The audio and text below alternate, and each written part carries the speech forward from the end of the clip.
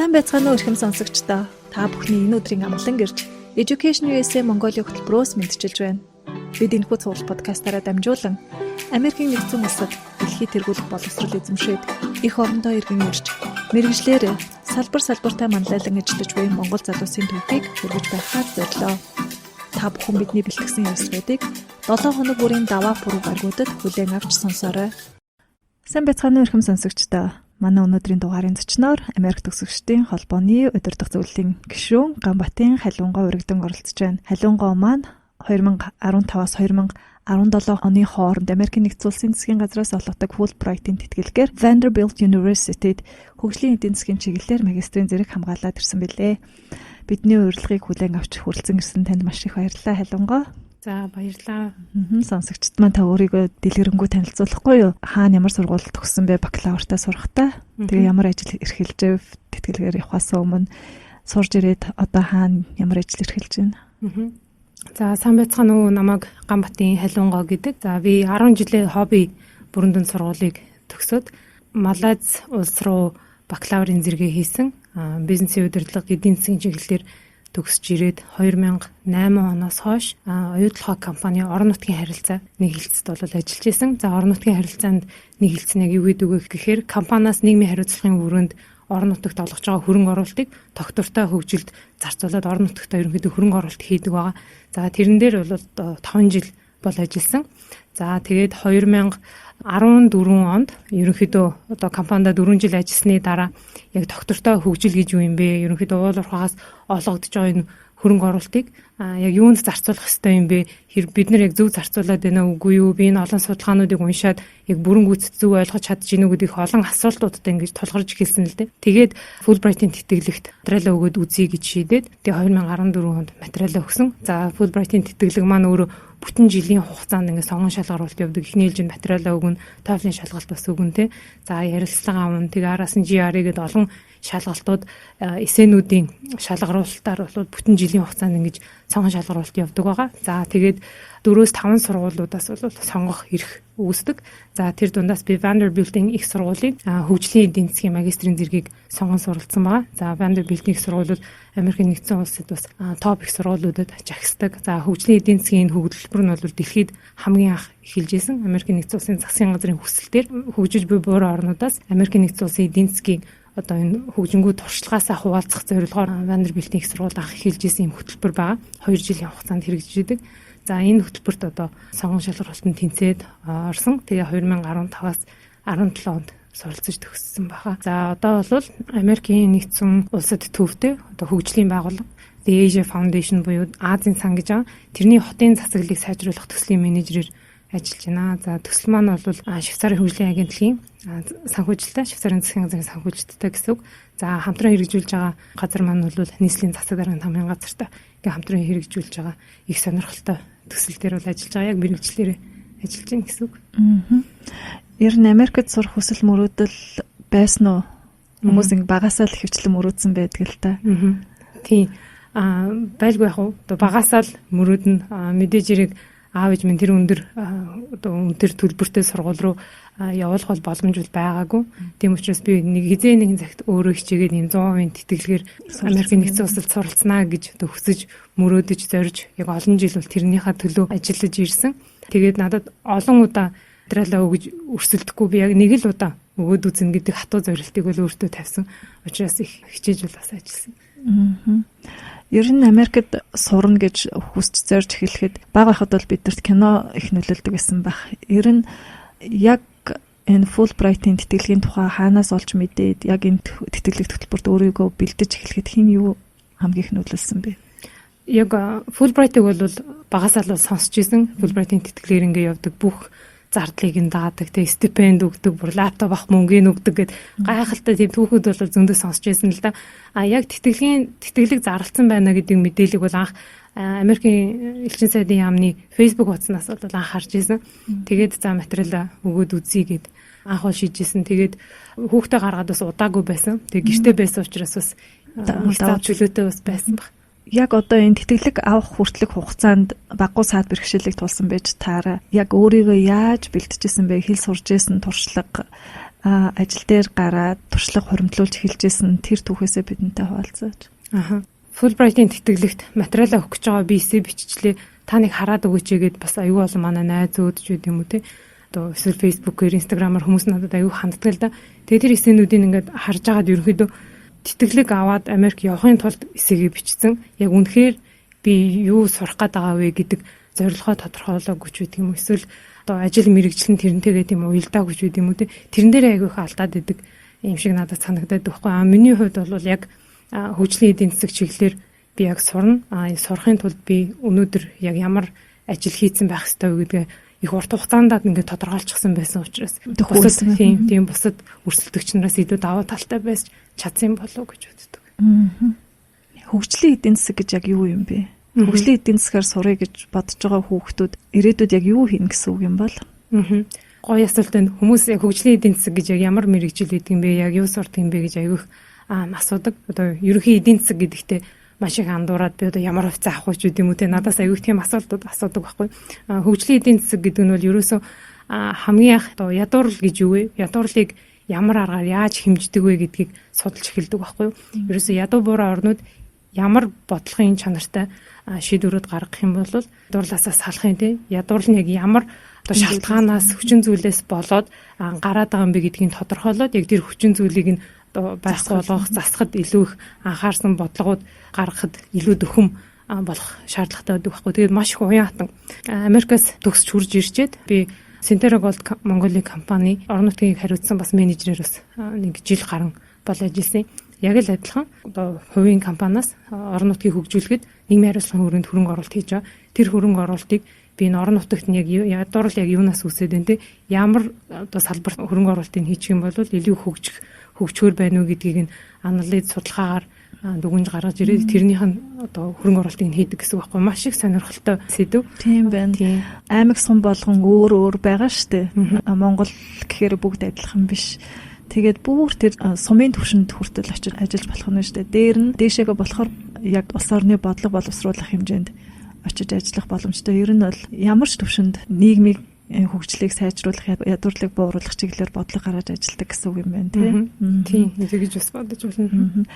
Малайзд бакалаврын зэрэгээ хамгаалсан ингээд хэллээ л дээ. Мэдээч хэрэг англи дээр хичээлүүдэд үзчихсэн байх тий. Малайзын боловсролын тогтолцоо, Америкийн боловсролын тогтолцоо ямар ялгаатай байсан бол яагаад хүмүүс Америкт сурыг гэж ингэж хүсэж тэмүүлээд байдаг юм бол?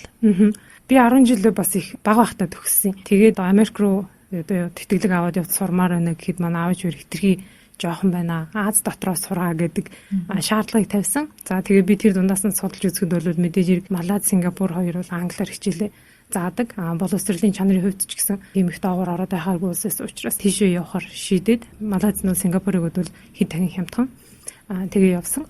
За бүх хичээлүүд бол англи хэл дээр бол орно. Гэхдээ мэдээж хэрэг Америкийн нэгдсэн улсад боловсрол бол дэлхийд нэгт байгаа. Тэгээ тэрнтэй бол харьцуулшгүй. Гэхдээ миний суурийг бол маш сайн тавьж өгсөн. Хариуцлагатай байх талаар бол маш сайн сургаж хүмүүжүүлсэн. Одоо өөрөө муслим шашинтай улс байгаа тийм. Тэр их олон зүйлийг суурийг бол тавьж өгсөн бахаа гэж бодож байна. Америкт 2 жилийн хугацаанд суралцж ирсэн үеэсээ бидэнд ярьж өгөөч.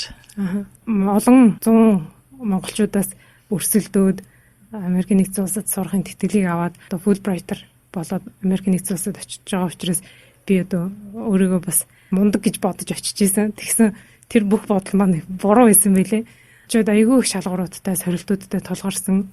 Английн мэдлэг одоо дутмаг байгаа гэдгийг нь анзаарсан. 10 жилээ их сургуулаа төгснөөс хойш одоо би 7-8 жил ажиллачаад тэгээд эргээд магистртаа сурж байгаа байхгүй ангитаа одоо хүүхд гаргацсан хамгийн өгшин оюутнуудынх нь нэг болж очиж байгаа. Тэгээд айгүй их хүнд байсан. Олон удаа унаж босно, муу авчныг үзнэ. Би энэ хичээлийг хийж чадахгүй байна гэж 5 минут ч одоо шантраад зүгээр суухад ирэх байхгүй. Тийм өрсөлдөөн ихтэй. Тэг маш их сонирхолтой тий. Үйл нь янз янз олон тэгээд буцаал за одоо 5 минут үйлчлээ 5 минут алдсан байж та одоо буцаа хичээлээ хийгээл хийхгүй болохгүй гээл тэгэл эргээл хичээгэл явааж байгаа юм л да. Тэгээ манай хөтөлбөр өөрөө яг зөвхөн 100% онол гэхээс илүү маш их практик талыг нь хослуулсан хөтөлбөр байж чадсан л да. Тэгээд 2 жил сурах хугацаанд Доминиканы бүгд найрамдах улс руу яг 4 сарын хугацаанд бас төсөл дээр бас ажилласан. Очиж ядуурлыг одоо хэмжихтэй олон талт ядуурлыг хэмжих Оксфорд их сургуулиас гарсан тэр аргаар ядуурлыг очиж хэмжээд өөрөө судалгаануудыг авч яваад тэр гэж практик талыг их хөгжүүлж чадсан. Гватемала улс руу бас өөр нэг төслөөр явсан дандаа Өмнөд Америкийн улсууд гэсэн үг байхгүй. Тийм тэгээд их сонирхолтой байсан. Одоо нэг монголчуудын давуу тал болж чадж байгаа юм чи өөрөө монгол гэдэг хүн болохоор их давуу талтай юм билээ. Vanderbilt-ийн сургуульд суралцж исэн ганцхан монгол нь би байсан. Vanderbilt өөрөө хувийн сургууль, маш баян оюутнууд явдаг, тийм маш их хөрөнгөтэй. Хэрвээ би нэг ийм Харвардд нэг ийм 2-7 хоногийн сургалт байна. Би энд явмаар байна. Надад хөрөнгө мөнгө хэрэгтэй байна гэвэл сургуулиас нэг гаргаж өгдөг тийм. Хэрвээ надтай одоо олон монголчууд Vanderbilt-д сурдаг байсан бол өрсөлдөөн илүү байсан бах тийм. Тэгээд нөгөө монголчууд маань цөөхөн биднэрт давуу тал бол аюул их байгаа. Тэр олон боломжуудыгаа тухайн үедээ яг сурж байгаа үед маань судлаад өөртөөхөө давуу тал болгож ашиглаарай л гэж зөвлөмөр байна. Vanderbilt University чинь аль хотод байрладаг вэ? Tennessee мужийн Nashville хотод байрладаг. Nashville маань өөрөө одоо country music одоо Монголын хорвол зохиолын дуу гэх юм уу тий. Тэрүүгээрээ алдартай. Америкийн нэгдсэн улс хамгийн эдийн засгийн хувьд хурдцтай хөгжиж байгаа хотуудын нэг одоо болж чадж байгаа тийм одоо. Гадаад оюутнууд хэр их байдгийн бол яг амьдарч байсан муж хотынхоо онцлогоос ярьж өгвөл. Би сургуулаа сонгохдоо бас нэг хүчин зүйл нөлөөлсөн юм а. Тэр нь болохоор өвөл их үтэрдэггүй хот руу явж нэг 2 жил болмоор байна гэж бас Nashville-ийг сонгосон. Нэлээд зүүн урагшаага байдаг учраас өвөл нь бол нэг айхтар хүүтэн болж шалдаггүй. Намайг байхад нэг 2 удаа л цаас орсон. Тэгээл хэдэн цагийн дараа хайлтсан. Яасан гоё юм бэ. Миний сурж байсан хот болохоор ингээ өвдөг давсан цас ордог. Тэр нь бүр ингээ 3-4 сар өрхөлжсэн цастай байлрлна. Айгүй хүүтэн тийм газар байсан л та. Харин тийм Америкийн нэгдсэн улс ч өөрөө маш том учраас хаана очиж сурмаар байна. Тэрнээс хамаарат цаг уурын маш тийм өргөн өөр онцлог тийм сонголтууд байдаг л та тийм. Маш өргөн сонголттой. Тэр нь бол зүгээр гайхмар гэж бас хэлж болно. Манай хөтөлбөрт тэр тусмаа ерөөсөө дандаа л гадаад оюутнууд сурдаг. Ерөөсөө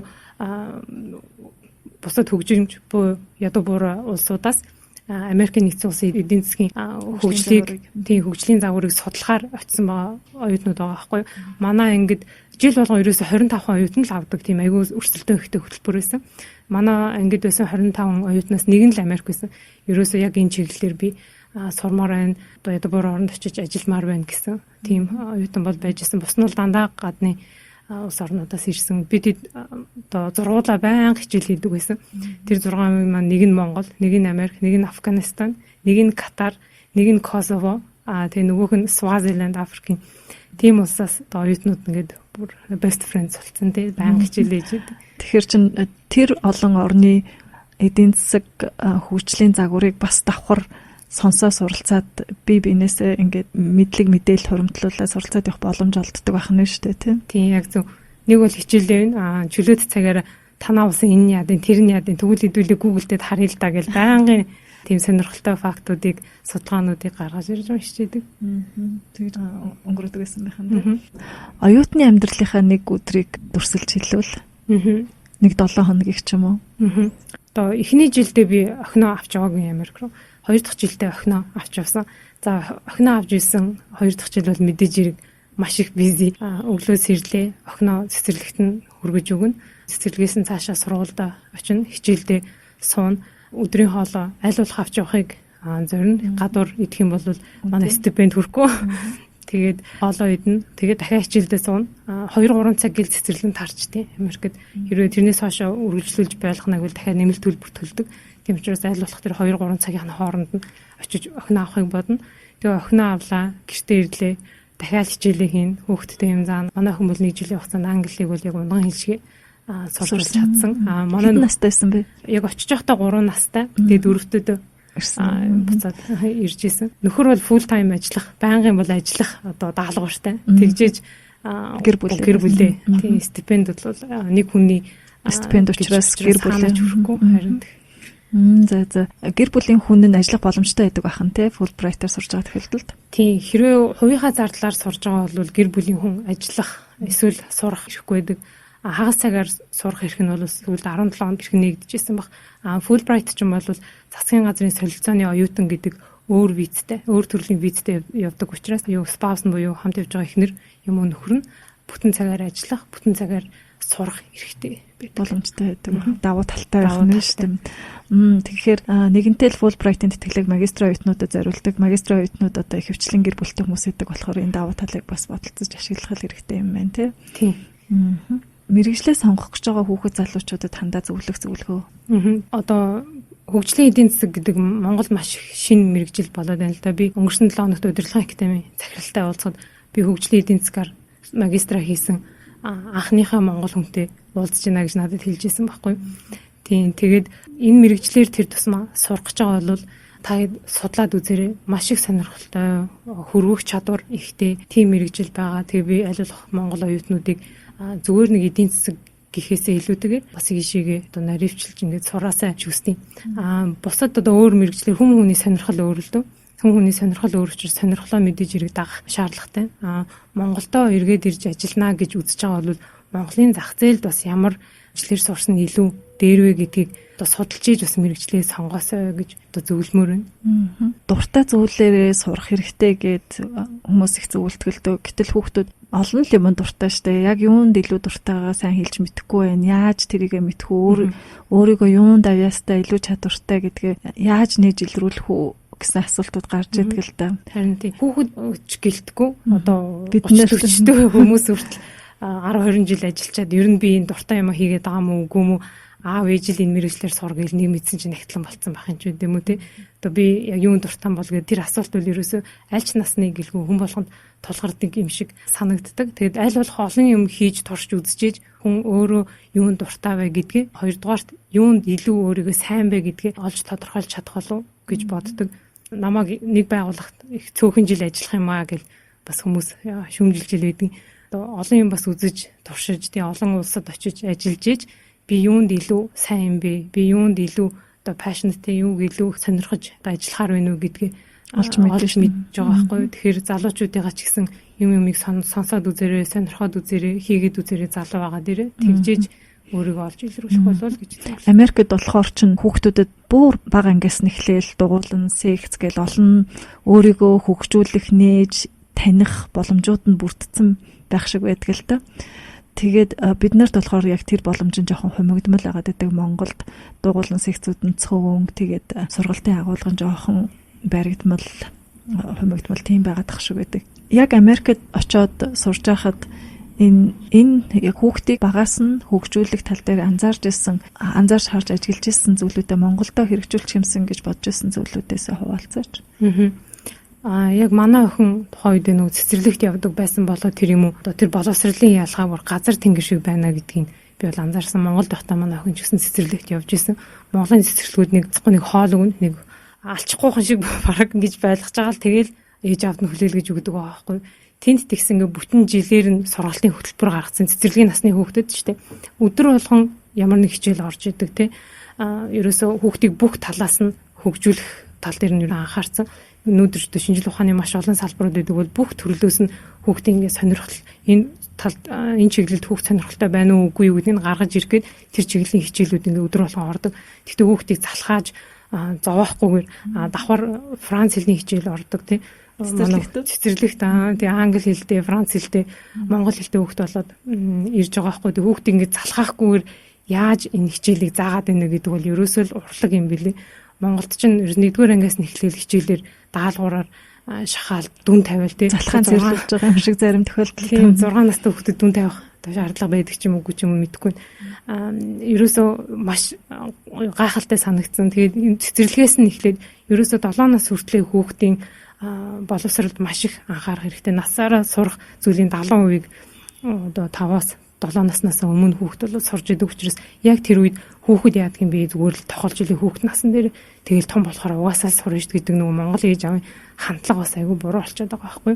Ерөөсөө бага бахт нь л хүүхдэд ном уншиж өгөх хэрэгтэй. Өөрийг нь тэрэнд нь сонирхолтой болгох хэрэгтэй. Манай хүүхдүүд 7 настай тэгж яхад 200-300 хуудастай номыг үлээдэг. Хэдэн 10-аар нь гэж уншиж байгаа байхгүй. Тэгээд багаас нь ингээд ерөөсөө Америкт дуртай ерөөсөө болгоцсон байгаа байхгүй. Тийм тэр тал дээр нь тэр тал дээр бол манай улс одоо хөгжих шаардлагатай байна тий. Номон дуртай болгохоос гадна ном унших дадал төлөвшүүлэхээс гадна тэр номыг уншаад тэнд анализ хийх чадварт маш сайн сургаад ах шүү байгаа Америкт. Тийм. Яг тэндээс юу олж авах уу гэдэг тэр чадварт нь тий. Тийм.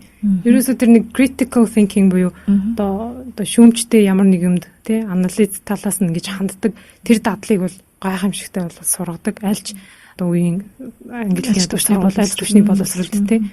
Тэр нь бол ерөөсөө одоо хамгийн нэг шаардлагатай байгаа зүйл болов. Зөв.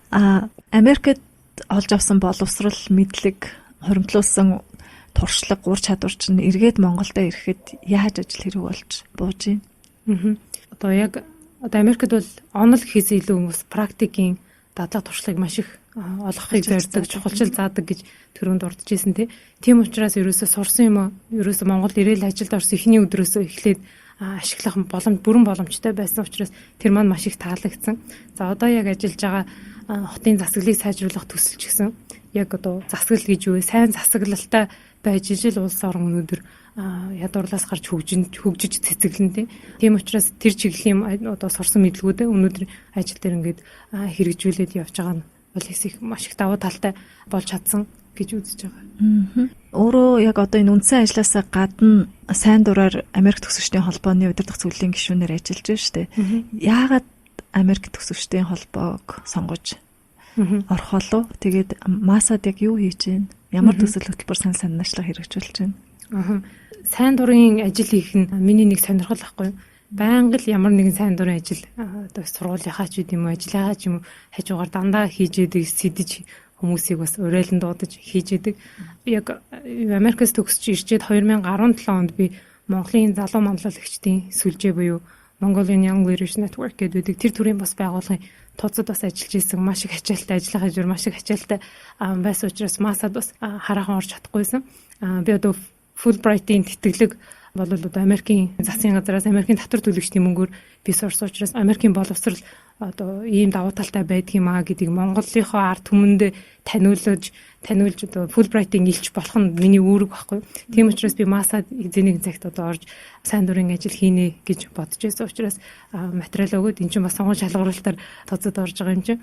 Тэгээд масад орсон байгаа. Манай одоо яг энэ тузын гишүүн болсны дараахан ковид гараад маш их олон ажлууд ингээд зогссон байгаад байгаа байхгүй. Тэрнээс маш олон ажлууд хөлөвлөгдөж байгаа. За энэ зарим нэг ажлуудыг бол бид хэд одоо ингээд цахимаар үйл хийж штэ тийм. Тэгээд хөл хорой тавигдсны дараа бол бид хэд хөдөө орон нутг руу явж Америкийн нэгдсэн улсад ахлах сургуульд, их сургуульд тэгээд бакалаврт, магистрт сурахад яадаг юм бэ? Ийм боломж байдаг юм аа гэдгийг хөдөө орон нутг руу таниулаад сурталчлах юм. Тийм.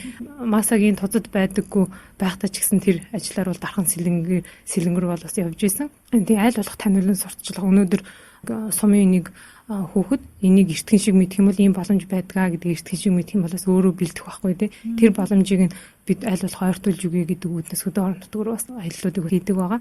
За мөн бүсийн одоо ийм Америк төгсөгчдийн холбооны уулзалтыг Монголдо хийх эрхийг бид энэ жил бол авч чадсан. Тэрийг 5 сард мөн зохион байгуулах байсан маань одоо ковидоос одоо хойшлчлаа. Тэгэхээр тэр дээр ажлуудын бэлтгэл ажлууд дээр бол бид бүгдээрээ хамтраад ажиллаад явж байна. Америк сурж байхад хүнд янз янзын үйл явдал тохиолдсон шүү дээ. Шантрах, гутрах үе ч байна, баярлах, догтлох үе ч байна. Хамгийн хүнд хэцүү сорилттой байсан үе болон аз жаргалтай бас нэг тийм хөвгтэй явдал ч бас хүнд тохиолддог. Тэр үеэдээс дурсамжаас хаваалцаж. Эхний семестр одоо хамгийн хүнд байсан. Одоо дөнгөд очсон маш хүнд эдийн засгийн дээд тоомоо ороо явчихаар. Тэрс бас бага насны хөвгтэй орхио явсан байх. Тийм, орхио явсан. Ер нь аюу хүнд. Тэгээ анхудаа Америкт очиж үзэж байгаа. Нөгөө Fulbright-ийн тэтгэлэг аваад анхудаа Америкт очиж үзэж байгаа байхгүй. Ерөөсөө соёлын шоконд бас орсон. Тийм байгаад аюу хүнд хичээлүүд авч ирсэн. Тэгээ би түрүүн ярьжсэн нөгөө зургуулаа хичээлийг хийдэг байсан гэд ярьжсэн шүү дээ. Тэгсэн нэг шалгалт авсан чинь би хамгийн муу дүнгийг авчдаг байхгүй. Ганцаар гана баг 27% вэвчлээ. Тэгээд нөгөө хэдтэй хэлхээс амар ичээ. Тэгээ би сургуулиасаа шууд гэрлүүгээ хариул баахан үйлэхгүй юу. Тэгээд эцний хичээл дээр сайн дүн авсан л да. Миний GPA айгүй өндөр бол гарсан. Гэхдээ тэрийг ерөөсөө мартдаггүй. Ерөөсөө өөртөө гутраад гутам шигтэй санагдаад ерөөсөө өдөр шөнөгүй хичээлээ хийгээд ах чинь ингээд F авчдаг ерөөсөө би тэрийг яагаад тийг авцсныг нь ерөөсөө ойлгохгүй байгаа байхгүй юу.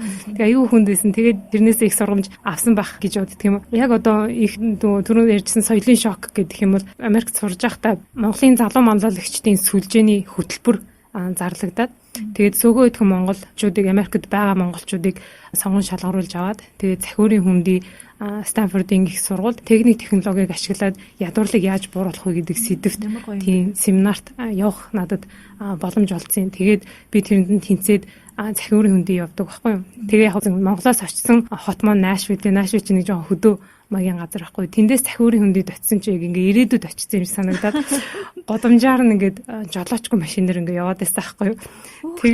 Тэгээ би бүр ингээ шоконд ороод нэг хэсэг. Тэгээ үнэхээр гайхалтай тэр улсад очиж байгаа бол захиурын хүндэд очиж үзэх хэрэгтэй, Нашвиллд ч очиж үзэх хэрэгтэй. Тэнд ерөөсөө соёлын ингээ эрсдээс ялгаанууд тэр болгоныг зүж харж одоо харах боломж одоо олгосонд үнэхээр баярлалтай.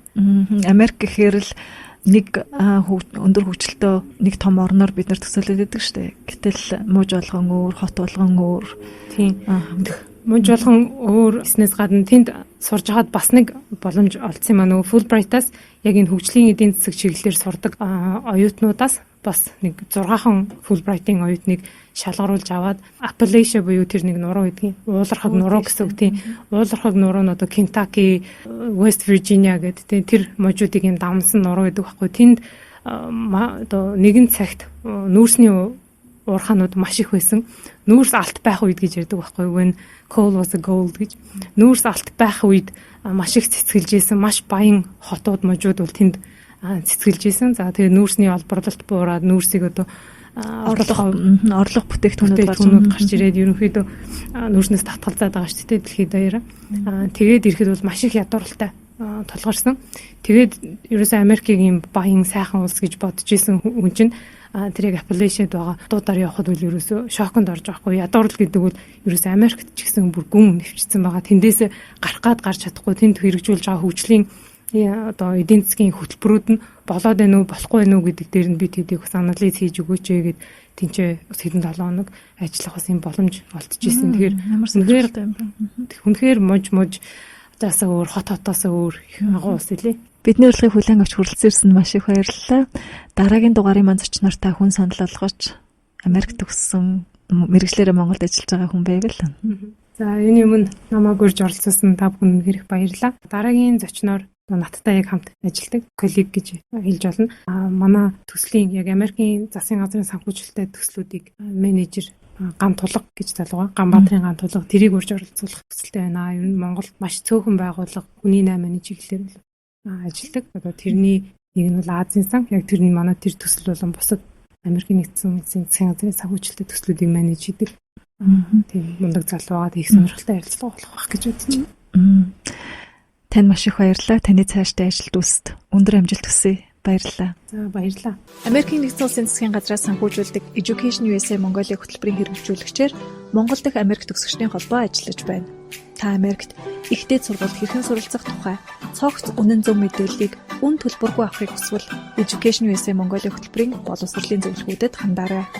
Бидэнтэй холбогдохыг хүсвэл www.masa.org-ийн цахим хуудасаар хандж болохоос гадна Facebook, Twitter, Instagram дээр Education USA Mongolia дагаарай. Ирэх даваа гарагт иргэн уулзлаа. Түр баяртай.